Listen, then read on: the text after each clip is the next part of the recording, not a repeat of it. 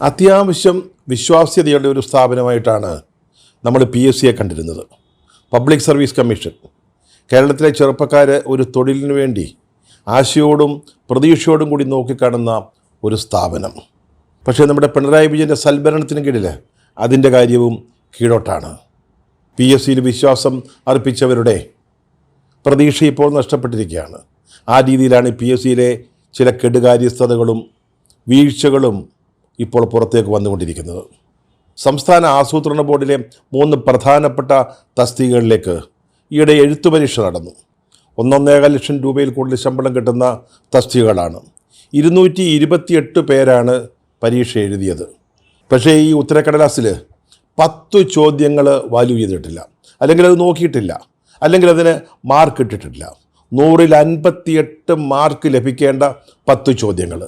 അങ്ങനെ 10 ചോദ്യങ്ങൾക്ക് മാർക്കിടാതെ തയ്യാറാക്കിയ ഒരു മാർക്ക് ലിസ്റ്റിൻ്റെ അടിസ്ഥാനത്തിൽ ഇൻ്റർവ്യൂ നടക്കുന്നു. അതിലെ തിരഞ്ഞെടുക്കപ്പെട്ട ഒരാളെ നിയമിച്ചു, മറ്റൊരാൾക്ക് അഡ്വൈസ് മെമ്മോ അയച്ചു, വേറൊരാൾ അദ്ദേഹത്തിൻ്റെ നിയമനത്തിനുള്ള ഊഴം കാത്ത് കഴിയുകയാണ്. ഒന്ന് ആലോചിച്ച് നോക്കൂ, 100-ൽ 58 മാർക്കിൻ്റെ 10 ചോദ്യങ്ങൾ ഉദ്യോഗാർത്ഥികൾ ഉത്തരമെഴുതിയതാ. അത് നോക്കിയിട്ടില്ല, പരിശോധിച്ചിട്ടില്ല, മാർക്കിട്ടിട്ടില്ല. അത് ചെയ്യാതെയാണ് മാർക്ക് ലിസ്റ്റ് തയ്യാറാക്കിയിരിക്കുന്നത്. അതിൻ്റെ അടിസ്ഥാനത്തിൽ ഇൻ്റർവ്യൂ നടത്തുന്നു, നിയമനം നടത്തുന്നു. എന്ത് വെള്ളരിങ്ങ പട്ടണമാണിത്? ഇങ്ങനെയാണോ നമ്മുടെ PSC പ്രവർത്തിച്ചുകൊണ്ടിരിക്കുന്നത്? നമ്മൾ ഇത്രയും കാലം വിശ്വസിച്ച ഒരു സ്ഥാപനത്തിൻ്റെ ഇപ്പോഴത്തെ അവസ്ഥ ഇതാണോ? പറഞ്ഞല്ലോ, ചെറുപ്പക്കാരെ, തൊഴിൽ കാത്തിരിക്കുന്നവരെ, അവരുടെ കുടുംബാംഗങ്ങളെ ഞെട്ടിച്ചിരിക്കുകയാണ്. രാഷ്ട്രീയമായ സമ്മർദ്ദമാണ് ഇപ്പോൾ PSCയെ ഇതുപോലൊരു വല്ലാത്ത പതനത്തിൽ എത്തിച്ചിരിക്കുന്നത്. അദ്ദേഹത്തെ ഇൻ്റർവ്യൂ ചെയ്തത് CPMൻ്റെ നോമിനിയായിട്ട് PSCയുടെ ചെയർമാനായ വ്യക്തിയും മറ്റ് 2 അംഗങ്ങളും ചേർന്നാണ്. അവിടെ ഇൻ്റർവ്യൂ നടക്കുമ്പോൾ തന്നെ ഉത്തരക്കടലാസിലെ പിഴവ് മനസ്സിലാക്കി എന്നാണ് അറിയുന്നത്. പക്ഷെ മിണ്ടിയില്ല, അതങ്ങ് രഹസ്യമാക്കി വെച്ചു. പൊക്കോട്ടെ എന്ന് കരുതി. അഭിമുഖത്തിന് വന്നിരിക്കുന്നത് നമ്മുടെ സഖാവല്ലയോ? സഖാവിനെ ഈ 1.25 ലക്ഷം രൂപയുടെ ശമ്പളം കിട്ടുന്നത് നല്ല കാര്യമല്ലയോ? കുറഞ്ഞ പക്ഷം ആസൂത്രണ ബോർഡിലെങ്കിലും വിപ്ലവം വരുമല്ലോ. അങ്ങനെയാണ് PSC ആലോചിച്ചത്. അതിൻ്റെ അടിസ്ഥാനത്തിലാണ് ഇൻ്റർവ്യൂവിൽ മാർക്കിട്ടത്. ഈ ഇടതുപക്ഷ സർവീസ് സംഘടനയുടെ നേതാവായിട്ടുള്ള സജീവ പ്രവർത്തനമായിട്ടുള്ള ആൾ തിരഞ്ഞെടുക്കപ്പെടുകയും നിയമിതനാവുകയും ചെയ്തു. സർക്കാരിൻ്റെ ജോലി കിട്ടുമെന്ന പ്രതീക്ഷയിൽ എംപ്ലോയ്മെൻറ്റ് എക്സ്ചേഞ്ചിൽ പേര് രജിസ്റ്റർ ചെയ്ത് കാത്തിരിക്കുന്നത് 23 ലക്ഷം പേരാണ്. അവർ PSC നടത്തുന്ന പല പരീക്ഷകളിൽ പങ്കെടുക്കുന്നുണ്ട്. ഉറക്കമടച്ച് കഷ്ടപ്പെട്ട് പഠിച്ച് പരീക്ഷയ്ക്ക് വരുന്നവരാ. അവരെയാണിപ്പോൾ വിഡ്ഢികളാക്കിയിരിക്കുന്നത്. അവരുടെ പരീക്ഷാ പേപ്പർ നോക്കുന്നില്ലെന്ന്, അല്ലെങ്കിൽ വേണ്ട രീതിയിലല്ല പരീക്ഷ നടക്കുന്നതെന്ന്, പല ക്രമക്കേടുകൾ PSCയിൽ അരങ്ങേറുന്നുവെന്ന് ആലോചിച്ച് നോക്കൂ. ഈ ചെറുപ്പക്കാർ ആ കൂടെ വിശ്വാസം അർപ്പിക്കുന്ന ഒരു സ്ഥാപനമാണ്. ഇതൊരു ഭരണഘടനാ സ്ഥാപനമാണ്. പക്ഷേ അവിടെ നടക്കുന്നത് ഈ രീതിയിലുള്ള കാര്യങ്ങളാണ്. പിന്നെ എങ്ങനെയാണ് കേരളത്തിലെ ചെറുപ്പക്കാർ PSC പോലുള്ളൊരു സ്ഥാപനത്തെ ഇനി വിശ്വസിക്കുക? PSC ഇന്ന് എത്തി നിൽക്കുന്ന വളരെ പരിതാപകരമായ ഒരവസ്ഥയെക്കുറിച്ചാണ് ഇവിടെ പറയുന്നത്. കഴിഞ്ഞ 5 വർഷത്തിനിടയിൽ നടന്ന പല പരീക്ഷകളെക്കുറിച്ച്, അല്ലെങ്കിൽ അഭിമുഖങ്ങളെക്കുറിച്ച്, നിയമനങ്ങളെക്കുറിച്ച് വലിയ തോതിലുള്ള പരാതികൾ ഉണ്ടായിട്ടുണ്ട്. പ്രത്യേകിച്ച് കേരള അഡ്മിനിസ്ട്രേറ്റീവ് സർവീസ് പിണറായി വിജയൻ കൊണ്ടുവന്നതാണ്. IASകാർക്ക് താഴെയായിട്ട് ഒരു പുതിയ കേഡർ, സംസ്ഥാന കേഡർ, അതിലേക്ക് നടന്ന പരീക്ഷ. അതുപോലെ തന്നെ പബ്ലിക് റിലേഷൻസ് ഡിപ്പാർട്ട്മെൻറ്റിൽ അസിസ്റ്റൻറ്റ് ഇൻഫർമേഷൻ ഓഫീസർമാരുടെ തസ്തികകളിലേക്ക് നടന്ന പരീക്ഷയും അതുമായി ബന്ധപ്പെട്ട തിരഞ്ഞെടുപ്പും, DYSPമാരുടെ പരീക്ഷ, തിരഞ്ഞെടുപ്പ്, ഇതിനെക്കുറിച്ചൊക്കെ ധാരാളം പരാതികൾ വന്നിരിക്കുകയാണ്. പ്രത്യേകിച്ച് കേരള അഡ്മിനിസ്ട്രേറ്റീവ് സർവീസിലെയും PRDയിലെയും നിയമനം സംബന്ധിച്ച്. KSൽ, കേരള അഡ്മിനിസ്ട്രേറ്റീവ് സർവീസിൽ സ്വന്തക്കാരെ നിറയ്ക്കുന്നത് സന്തോഷമുള്ള കാര്യമാണ്. ഇടതുപക്ഷക്കാരെയും CPMകാരെയും കൊണ്ട് KS അങ്ങ് നിറച്ചു കഴിച്ചാൽ ഭരണത്തെ സ്വാധീനിക്കാൻ കഴിയും. അധികാരത്തിലില്ലെങ്കിൽ പോലും ഇവരെ ഉപയോഗിക്കാൻ പറ്റും. അതുപോലെയാണ് PRD. സർക്കാരിൻ്റെ പ്രചാരണ ആയുധമാണ്, അല്ലെങ്കിൽ ഉപകരണമാണ്. അവിടുത്തെ അസിസ്റ്റൻറ്റ് ഇൻഫർമേഷൻ ഓഫീസർമാർ ഇത്തരം കാര്യങ്ങളിൽ നിർണായകമായ പങ്ക് വഹിക്കുന്നവരാണ്. അവരുടെ നിയമനത്തിന് PSC ഇടപെടുകയാണ്. അല്ലെങ്കിൽ PSCയിലെ ചില ഉദ്യോഗസ്ഥന്മാരുടെയും അംഗങ്ങളുടെയും പിൻബലത്തോടുകൂടി, യൂണിയൻ നേതാക്കളുടെ സഹായത്തോടുകൂടി ഇടതുപക്ഷ മുന്നണി, ഭരിച്ചുകൊണ്ടിരുന്ന മുന്നണി, ഭരണ സംവിധാനം ഇടപെടുന്നു.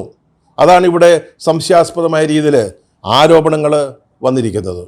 ഇതേക്കുറിച്ചൊക്കെ ധാരാളം പരാതികൾ വന്നു. PSCയിൽ പരാതി കൊടുത്തു. പക്ഷേ അപ്പോഴൊന്നും കേട്ട ഭാവം പോലും നടിച്ചില്ല PSCയുടെ അധികൃതർ. നമ്മൾ നേരത്തെ പറഞ്ഞ ഈ ആസൂത്രണ ബോർഡിലെ 3 പരീക്ഷകൾ പരീക്ഷ എഴുതിയ ഉദ്യോഗാർത്ഥികൾക്ക് സംശയം തോന്നി ഈ റിസൾട്ടിനെ സംബന്ധിച്ച്. അപ്പോൾ പരീക്ഷാ പേപ്പറിന് വേണ്ടി അവർ അപേക്ഷ കൊടുത്തു. അതിനൊരു വ്യവസ്ഥയുണ്ട് PSCയിൽ.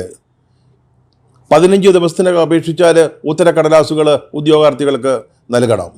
ഇവിടെ പരീക്ഷാ പേപ്പറുകൾ ചോദിച്ചിട്ട് കൊടുക്കാൻ PSC തയ്യാറായില്ല. അവസാനം വിവരാവകാശ കമ്മീഷണറുടെ മുമ്പിലേക്ക് പരാതിയുമായിട്ട് ചെന്നപ്പോൾ മാത്രമാണ് PSC കണ്ണു തുറന്നത്. എന്നിട്ട് ഒരു തെറ്റു സമ്മതിക്കാൻ PSC ഒരുങ്ങിയില്ല, അല്ലെങ്കിൽ തയ്യാറായില്ല. അവസാനം ഇന്നലെയാണ് ഈ തെറ്റ് സമ്മതിക്കുന്നത്. ഇങ്ങനൊരു വീഴ്ച പറ്റിയെന്ന് PSC പറയുന്നത് ഇന്നലെയാണ്. വീണ്ടും പരീക്ഷ നടത്താമെന്ന് സമ്മതിച്ചിരിക്കുകയാണ്.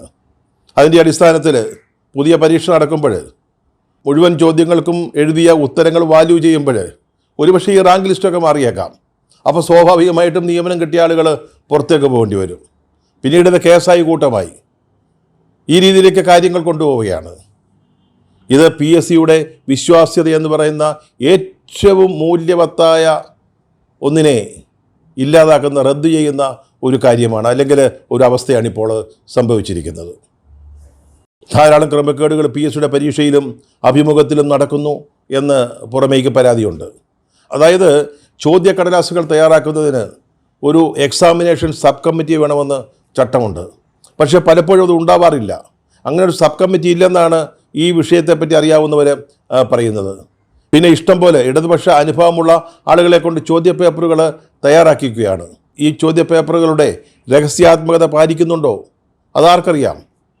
എങ്ങനെ ഇത് മനസ്സിലാക്കാൻ സാധിക്കും? അതുപോലെ തന്നെ അഭിമുഖം നടക്കാതെ പരീക്ഷയുടെ മാർക്ക് പുറത്തുവിടരുന്നൊരു ചട്ടമുണ്ട്.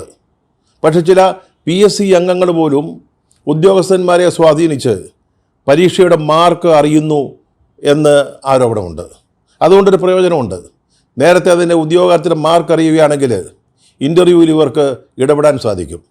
അതനുസരിച്ച് റാങ്ക് കിട്ടത്തക്ക രീതിയിൽ ഇൻ്റർവ്യൂവിന് മാർക്ക് കൊടുക്കാൻ സാധിക്കും.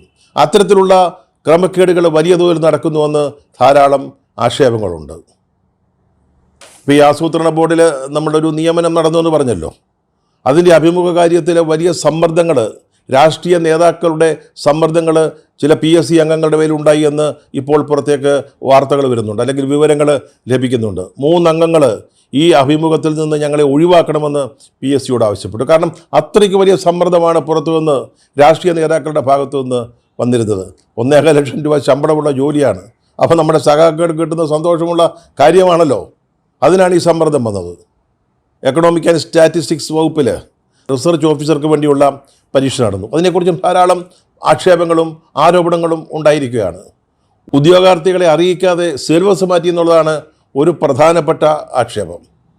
അതുപോലെ തന്നെ മാർക്ക് വെയിറ്റേജിലും അനാവശ്യമായ പരിഷ്കരണങ്ങൾ വരുത്തിയിരിക്കുന്നു. ഇങ്ങനെ പല പരീക്ഷകളിലും ഇത്തരത്തിലുള്ള ക്രമക്കേടുകൾ നടന്നതായിട്ടാണ് പുറമേക്ക് വിവരം ലഭിക്കുന്നത്. ഇനി PSCയിലെ അംഗങ്ങളുടെ നിയമനം അതുതന്നെ സംശയാസ്പദമായ രീതിയിലാണ് നടക്കുന്നത്. മികവുള്ളവരാണോ PSC അംഗങ്ങളായിട്ട് നിയമിക്കപ്പെടുന്നത് എന്നുള്ളത് പരിശോധിക്കേണ്ടതാണ്. അതിനെക്കുറിച്ച് അന്വേഷണം നടത്തേണ്ടതാണ്. കഴിഞ്ഞ കുറേ വർഷങ്ങളായിട്ട് നടന്നുകൊണ്ടിരിക്കുന്ന രീതി, ഇത് മുന്നണിയിലെ ഇടതുപക്ഷ മുന്നണിയിലെ ഘടക കക്ഷികൾ തമ്മിൽ വീതം വയ്ക്കുകയാണ്. യാതൊരു യോഗ്യതയുമില്ലാത്ത ആളുകൾ ആ വീതം വെപ്പിലൂടെ PSCയിലേക്ക് കടന്നു വരുന്നുവെന്ന ആക്ഷേപമുണ്ട്. അവരാണ് ഇൻ്റർവ്യൂവും മറ്റും നടത്തുന്നത്. അവരാണ് ഈ PSC കൊണ്ടു നടക്കുന്നത്. അവരാണത് നിയന്ത്രിക്കുന്നത്. ഇത്തരം നിയമനങ്ങളുടെ പിന്നിൽ വലിയ തോതിൽ ലക്ഷക്കണക്കിന് രൂപയുടെ ഇടപാടുകളുണ്ട് എന്നും പറയുന്നുണ്ട്. അത് ഈ പരീക്ഷയുമായി ബന്ധപ്പെട്ട ആരോപണങ്ങൾക്ക് പുറമേയുള്ളതാണ്. ഇപ്പോൾ UDF സർക്കാർ അധികാരത്തിൽ വന്നിരിക്കുക. അവർ കേരളത്തിലെ ചെറുപ്പക്കാർക്ക് ചില വാഗ്ദാനങ്ങൾ നൽകിയിട്ടുണ്ട്. തൊഴിൽ ലഭ്യത അടക്കമുള്ള കാര്യങ്ങൾ.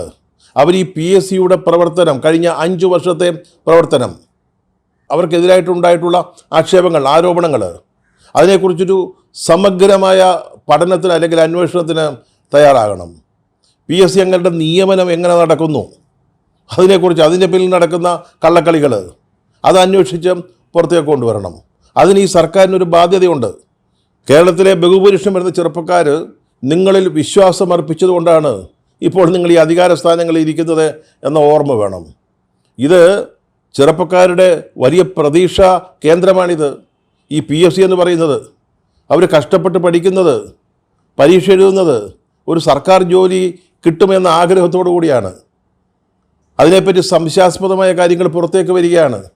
അത് തിരുത്തേണ്ടത് അല്ലെങ്കിൽ അത് ക്ലിയർ ചെയ്യേണ്ടത് ഈ സർക്കാരിൻ്റെ ഉത്തരവാദിത്തമാണ്.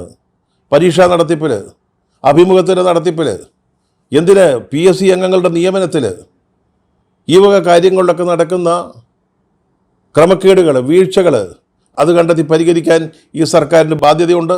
അത് ചെയ്യുമെന്ന് കേരളത്തിലെ ചെറുപ്പക്കാർ ആഗ്രഹിക്കുകയും പ്രതീക്ഷിക്കുകയും ചെയ്യുന്നു.